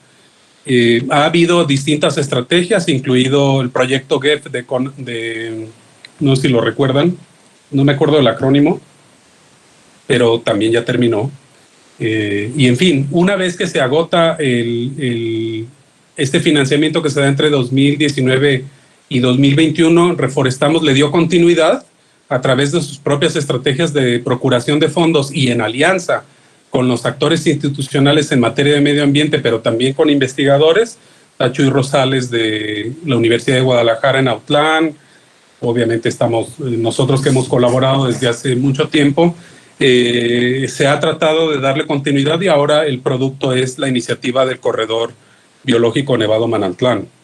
Entonces creo que esa genealogía está más o menos explicada. Ahora, ¿cuál es el papel que juegan, decía, producción de conocimiento desde el conocimiento de los pueblos indígenas? Lo que hizo Katy Isley a través del GEA durante cerca de 10 años o más en la zona centro-montaña de Guerrero, son pueblos indígenas, ¿no? Fue no solamente fortalecer las estrategias de manejo al grado que se convirtió en la experiencia, digamos, más emblemática del país y que dio como resultado la primera marca colectiva, que es la Sansecan. Ella marcó el camino, naturalmente. Ahora, con Darcy, hay una metodología muy interesante, pero no tengo tiempo de contárselas, pero está la literatura ahí publicada. Nosotros partimos de una duda pues muy legítima. En Jalisco hay una relación, digamos, como se identificaba la diversidad biocultural en términos del traslape de un territorio indígena con un territorio de importancia ecológica. Entonces dices, pues como son pueblos indígenas desindianizados, diría Bonfil Batalla, porque no solo la colonización, sino el indigenismo, lo que produce durante 150 años, es una ideología del mestizaje. Muchos no se reivindican como pueblos originarios, pero dice Bonfil Batalla, se desindianizan en el sentido de que pierden un indicador, pero no la cultura. O sea, la cultura milpera es el ejemplo emblemático de que tienen 3.500 años reproduciendo ciertas prácticas y hay un montón de evidencias. Si tú lo ves desde la perspectiva arqueobotánica, vas a identificar que el país está constituido por corredores biológico-culturales que fueron centro de origen de la domesticación de especies. El sur de Jalisco es uno por excelencia, entre otros. Está la cuenca del Balsas, la región de Tehuacán, Cuicatlán y algunas otras zonas. Entonces, con Darcy nosotros dijimos, ¿cómo encontramos un indicador objetivo de que haya habido en el pasado reciente población indígena? Y dice, pues vamos a viendo los núcleos agrarios que solicitaron en contexto de la reforma restitución y titulación de bienes comunales, que ya saben ustedes, si conocen la estructura agraria del país y la historia de la estructura agraria, la mayoría son ejidos, la minoría son núcleos agrarios denominados comunidades, por distintas razones. Una, porque no podían acreditar mediante títulos virreinales la posesión desde tiempo inmemorial, y a la hora de solicitar en el Departamento de Agrario y Colonización, si tú solicitabas RTBC, al mismo tiempo se abría el proceso de dotación. En el caso de que no triunfara el RTBC, pues te dotaban una dotación ejidal y se acabó. En fin, ahí hay varias historias. Entonces, encontramos 56 comunidades en el contexto, digamos, de que se regularizaran, se protocolizaran y pasaran a dominio pleno. Primero, por asamblea ejidal tienen que pasar ejido, y de ejido a dominio pleno o propiedad privada. En el tiempo del análisis encontramos, creo que 56 comunidades indígenas, ¿no?, que permanecían como tal. A través de otros acercamientos históricos o antropológicos, tú puedes ver que son comunidades indígenas, ¿no?, que perdieron el indicador nada más, pero hay una riqueza etnográfica, cultural, gigantesca, con lo que se puede confirmar. Partimos de esa hipótesis, luego traslapamos, o sea, fijamos en un mapa dónde están los núcleos agrarios, en qué municipios y cuántos tienen áreas naturales protegidas o áreas de interés ecológico, fueran regiones terrestres prioritarias o lo que sea, y el traslape era en casi 1 millón de hectáreas. Y ese lo graficamos, hicimos mapas, bla, bla, bla, y luego les cuento esa historia. Pero entonces, lo que nosotros trabajamos, Zapotitlán es un pueblo indígena, Tuxpan, Jalisco es un pueblo indígena, etcétera, etcétera. Entonces, ellos viven esos procesos a su manera y nosotros no intervenimos porque no queremos trabajar en torno de la identidad, sino de la práctica, que es lo que nos interesa en materia de conservación, evidentemente sin desconocer todas las características culturales, al contrario, hay que fortalecerlas, ¿no? Entonces, el conocimiento que se reproduce en el intercambio campesino en campesino puede descansar en prácticas que eran de origen indígena o no. Nosotros ya no nos metemos tanto en la discriminación, digamos, excesiva de si son químicamente puros o no, pero evidentemente reconocemos algo que hicieron los biólogos primero, que es las virtudes, digamos, de ser un centro de origen, de domesticación de especies, y toda la riqueza, digamos, agroalimentaria que es de origen mesoamericano y que está muy bien identificado en estas comunidades donde trabajamos. Entonces, lo que nosotros queremos hacer es fortalecer los sistemas tradicionales de manejo y no averiguamos si no ponemos las etiquetas de qué tan indígena es o qué no, pero tomamos en cuenta que son pueblos históricamente indígenas en un contexto de ideología del mestizaje desindianizados, pero todo eso que es una estrategia de muy larga duración, de miles de años, es lo que interesa conservar. Ahora, si ustedes han leído a Yasnaya Aguilar, intelectual, mije, lingüista de profesión, ella dice, nosotros no nacemos indígenas, o sea, no se nace indígena, el Estado te hace, ¿no? Esta categoría es una categoría estatal. O sea, ellos no son indígenas, son ayuks, ¿no? Y etcétera. O sea, cada uno de los pueblos se identifica a partir de su lengua originaria con una cosmogonía propia. Y sí, no hay que perder de vista la cuestión indígena, pues es una categoría de Estado y nosotros no la utilizamos. Partimos ahí sí de ese principio que reconoce el 169 de la OIT, que es la autoadscripción y que cada quien diga en materia de identidad lo que quiera, ¿no? Pero sí, la idea es recuperar todos esos conocimientos y fortalecerlos. De hecho, para mí es la única alternativa frente a la agroindustria. O sea, hay que ir acorralando a ver cómo la agroindustria y generar ese gran mosaico de alternativas. Hay que irlo multiplicando. Espero haber respondido lo que preguntaron. Sí, muchas gracias. Y pensar en cómo ir acorralando a la agroindustria es un muy buen propósito a la que ojalá y tengamos todos diferentes maneras de contribuir e incluso los que estamos más cercanos aquí en Jalisco, ver las formas de apoyar este corredor biocultural, si hay formas de apoyar su consolidación o los productos que salen con ese distintivo a futuro de esas redes. Bueno, hay una pregunta aquí de Lorena. Adelante, Lorena. Hola, buenas tardes. Gracias. Gracias. Bueno, pues agradezco sobre todo la presentación del doctor Carlos, ¿no? Me parece muy interesante. Sobre todo me recuerda mucho a lo que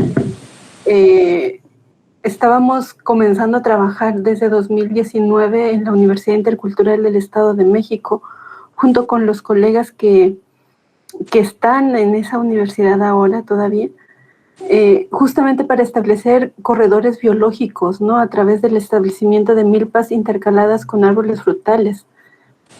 Y esto que nos comenta, doctor, del trabajo con familias, justamente también allá lo estábamos trabajando. Digo, lo estábamos porque yo de ahí me salí y ahorita estoy haciendo otras cosas. Pero lo que sí me quedó como duda es como si nos pudiera platicar, doctor, cuáles son como las características de las familias con las que trabajan, ¿no? Yo me quedé con la duda si en algún momento estas familias con las que ustedes trabajan son quienes incluso, ¿no? Son quienes están transformando o están haciendo ese cambio de uso de suelo, y cuáles son las dificultades de trabajar el proyecto de conservación que ustedes están proponiendo con otros sectores que no son las familias, pues, porque ahorita hasta donde entendí, espero haber entendido bien, es que están trabajando este corredor con familias, pues, pero a sabiendas pues de que hay más sectores involucrados, más organismos, otros, o sea, sí, hay otros actores pues que están ahí participando también de este cambio de suelo voraz, ¿no? Que ahorita que yo lo veía en el Google Earth que nos compartió, o sea, uno puede rasgarse las vestiduras porque es impresionante, o sea, impresionante pues la cantidad de hectáreas que se están cambiando. Pero sí me quedo con la duda como, no sé si incluso tengan proyectado o pensado trabajar con otros sectores, ¿no? Y sería eso. Muchas gracias, doctor. Bien, esta parte de las familias que yo les comentaba es particularmente con lo que se hace en torno del agave y del mezcal. Entonces, los distintos actores, por ejemplo, el Parque Nacional, la Junta Intermunicipal del Río Ayuquí, la Reserva de la Biosfera de Manantlán, tienen sus estrategias y ellos trabajan con otros actores. Por ejemplo, el Parque Nacional Nevado de Colima, ya saben ustedes que hay un agroextractivismo de primera generación que llegaron a la región del Llano en Llamas, que ahora le hace honor a su nombre, pero no por razones literarias como hubiera querido Juan Rulfo. Esa región sigue en llamas por 500 razones, incluidos los incendios que provocan los aguacateros para ampliar frontera agrícola. Los primeros que llegaron fueron hortalizas y berries. Y el Parque Nacional Nevado de Colima tiene en Driscoll un financiador muy generoso, que está haciendo estrategias de restauración en la laguna de Zapotlán con mucho éxito. Entonces, lo que decía el Parque Nacional decía, no hay que demonizar, digamos, totalmente a estos actores porque pues, nos han apoyado para estrategias que sí son muy importantes. Entonces, no es mi área de expertise, pero Reforestamos México le pide en el contexto de procuración de fondos financiamiento a un montón de empresas pues, de las grandes ligas y algunas apoyan. Entonces no hay problema, puede haber ciertas contradicciones si uno se pone un poco purista. Por ejemplo, en el proyecto donde yo he trabajado, que es Proyecto LAM, cuya sede está en Santa Catarina, Minas, Oaxaca, Akron, digamos el dueño de Chivas, que es de combustibles, lubricantes y no sé qué más, dio un financiamiento enorme para generar un banco de semillas que es el primero en México que hace en materia de agaves y de conservación, manejo de agaves silvestres, regionales, bla, bla, bla. Digamos, es un proyecto gigantesco que también se puede seguir a través de redes y en ese caso el financiador fue Akron. Entonces, yo sí, no estoy en la parte de procuración de fondos, pero en vez de criticar soy flexible y digo, pues, si te permiten hacer algo, bueno. Entonces, yo particularmente en el área de destilados, sí privilegio el trabajo con familias, porque como les decía, una parte de la estrategia es infraestructura. Si tú se la das o se la propones a un ejido, vas a ver la batalla campal que vas a generar por una disputa miserable por recursos que son súper escasos. Entonces, si yo quiero poner una geomembrana, no le voy a proponer el ejido porque 30 ejidatarios se van a pelear para ver quién se queda con ella y eso es una estrategia equivocada. Entonces, las familias evidentemente deben de tener algunas características. La primera es que sean manejadores, o sea, si hay una familia que compra agave y lo destila y le queda buenísimo el mezcal, no califica. O sea, son para apoyar al manejo, no al mezcal. O sea, el mezcal es como la puerta de entrada, pero no lo que interesa. Lo que interesa es el manejo. Entonces, las familias deben de manejar de distintas maneras y a diferencia, por ejemplo, del modelo incluso que adopta Sembrando Vida, que es maíz intercalado con frutales, aquí se aplica una práctica de origen mesoamericano conocida como pared de agaves o metepantle. Metle es agave y pantle viene de la palabra nepantla, que quiere decir en medio o pared. Y metepantle se utilizó para terracear en zonas altas, para hacer curvas de nivel, retener humedad, detener la erosión y distintas cosas. pero lo que hace es el sistema MIM, que es maguey intercalado con maíz. Y eso se usa históricamente desde Oaxaca, Jalisco, donde sea.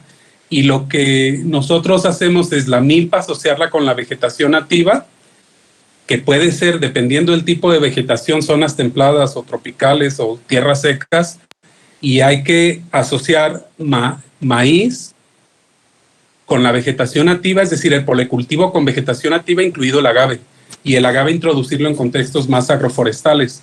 Entonces, por eso las características pues, básicas de las familias donde nos acercamos es que sean manejadores.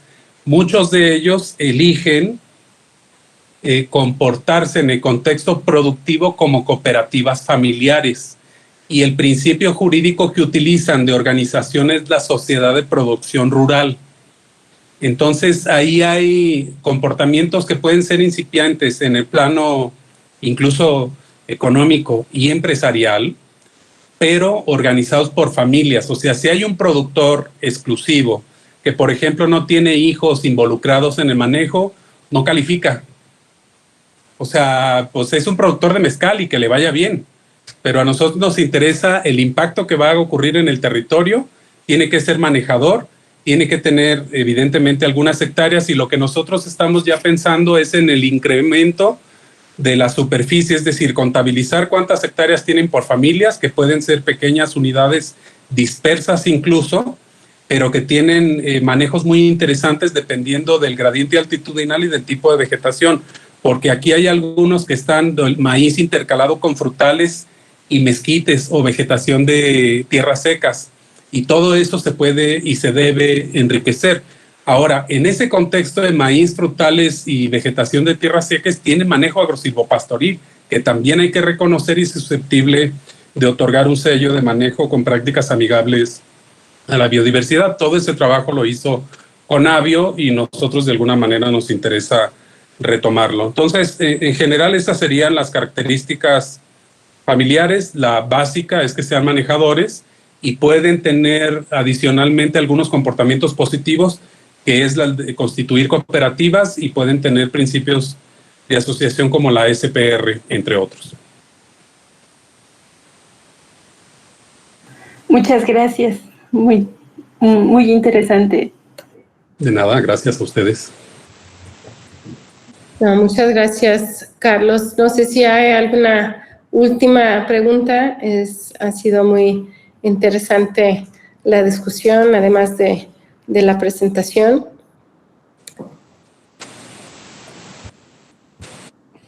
Sí, yo Cindy. Muy bien, José, adelante. Hola, Carlos, muchas gracias por la presentación. Mencionaste también la parte de las redes, ¿no? Que se hacían con los productores, ¿no? Bueno, según entendí, si no, pues igual para tener la oportunidad de aclararlo, entendí pues que se trataba como lo que se conoce, por ejemplo, en la literatura de sistemas alimentarios como redes alternativas, ¿no? Según si no estoy mal. Si es así, pues me gustaría quizá nada más conocer un poco de las características de cómo se llevan a cabo como estos espacios, si hay algún tipo de vinculación, por ejemplo, con los productores, con pues el consumidor en general, ¿no? En esa sociedad civil, o en qué espacios se reúnen, o cuál es como la dinámica general de que se lleva a cabo pues en estas redes. Sí, como les decía, digamos, esto es un trabajo de largo aliento que originalmente empezó con los encuentros nacionales, digamos que por el COVID se convirtieron en encuentros regionales. Después, varias cosas han sido más o menos visibilizadas y sensibilizadas por los propios productores, que nos llevaron al diseño de esta estrategia de diferenciación en el manejo, para, por ejemplo, nosotros estimular el mensaje con los consumidores. Decíamos un poco de manera muy ambiciosa, incluso consumir mezcales que enfrían el planeta a través de captura de carbono y manejo agroforestal, en vez de consumir todo aquello que está acelerando cambio climático. Porque es sorprendente, o sea, hay gente en las propias comunidades que vende parcelas que no tienen mucha vocación productiva, pero dicen, tiene un montón de árboles grandes y te la vendo para que saques la madera. Y entonces dices, ¿están sintiendo un poco de calor? Pues sí, ¿y a qué creen que se debe? O sea, en la medida en que sigan cortando no solo vegetación, sino ese tipo de vegetación como parotas, que son gigantescas, pues lo que van a hacer es disparar estos calorones que según el Instituto de Estocolmo, pues ya son irreversibles, ¿no? Pero bueno, es que yo cada que voy a comunidad, pues me doy cuenta de eso, digamos, el nivel informativo es realmente complicado y la labor ahí de sensibilización pues sigue siendo gigantesca. Lo que nosotros hacemos es con esta estrategia de diferenciación primero constituir un tipo de organización que está en pilotaje ahorita, digamos, no está en un resultado increíble o ya terminado, pero es promover el manejo con estos 10 componentes para constituir sistemas participativos de garantía. Entonces, ese es un proceso de certificación horizontal de productor a productor. Y ahí eliminamos nosotros el conflicto de interés que puede ser que una comunidad de académicos o de expertos les vende el servicio de la certificación. O sea, nosotros queremos generar la metodología y regalárselas. Ustedes constituyanse en SPR o en lo que quieran, asociación civil de productores, manejadores, sin envasadores, sin intermediarios, para que ellos puedan autocertificarse de forma horizontal con un segundo nivel, digamos, de certificación o con uno tercero, que puede ser los consumidores. Entonces, hay distintas formas de involucrar a los consumidores. Primero, en la sensibilización, promoción de este tipo de información para que se inclinen por el consumo de una cosa y no de otra. Segundo, en el sistema participativo de garantías se pueden involucrar como un tercer actor que participa en la certificación con una certificación honoraria, si quieres. Es decir, hay un productor que le dice a otro productor, bueno, yo quiero que me verifiques para no decir yo que soy el mejor del mundo y me otorgo a mí mismo el sello. Entonces ven tú y verifícame. Y el consumidor hace una verificación de buena fe, que va a decir, bueno, la metodología que utilizó el segundo productor es correcta y otorga un proceso de validación. Ese en el marco de un comité técnico que nosotros podemos participar de manera tangencial para otorgar el aval de que esa verificación se hizo de forma correcta.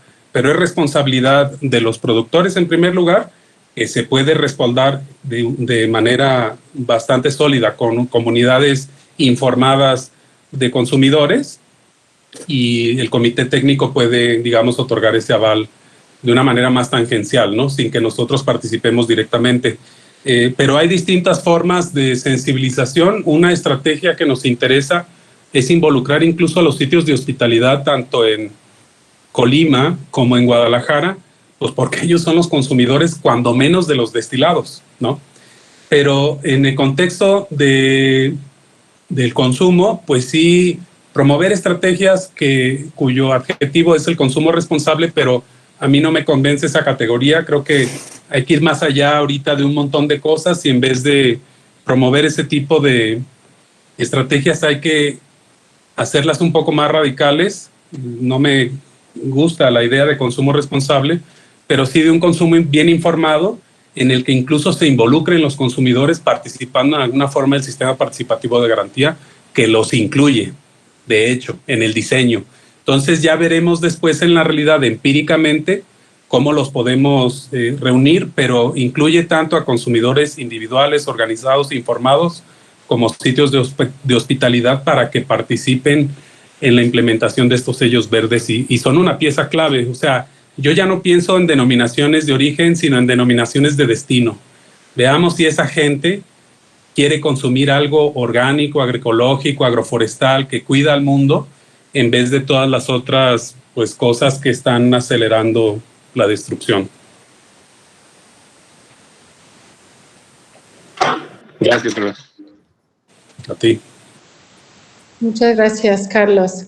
No, pues ha sido pues la presentación y la discusión sumamente interesantes, que creo que también nos deja muchas pistas también de lo que en realidad significa tratar de hacer investigación con incidencia, y que estás al final, pues también dejándonos ver que como consumidores también podemos tomar un papel más activo también en, pues, no solo con nuestras compras, sino involucrándonos con quienes generan esos productos que llamamos responsables o de este comercio justo. Bueno, y de parte del seminario de Ecología Política, Sufrimiento Socioambiental y Acción Política, te agradecemos habernos acompañado mucho en esta sesión. No sé si Oscar también quisiera decir algo de cierre de la sesión, pero te agradecemos mucho, Carlos, tu disponibilidad, tu disposición a participar y dialogar con nosotros. Y gracias a ustedes por la invitación. Y espero haber despertado algún interés. Bueno, sí, nos has despertado mucho interés y si hay manera de compartir información después, incluso de la feria, que podemos circular esa información, a ver si algunos podemos acompañarlos ese día, o estar al tanto del avance de la alianza y estas estrategias para seguir, digamos, vinculados. Pues sí, la feria va a ser interesante porque la idea es hacer un festival, entonces va a haber hasta música, no solo mezcal, pero no le digan a nadie. Ah, bueno, para tratar de acompañarlos, que no está para algunos de nosotros tan lejos. Bueno, con esto cerramos y te agradecemos de nuevo, Carlos, y gracias a todos, todas, por haber participado en la sesión. Gracias a ustedes. Chao. Hasta luego.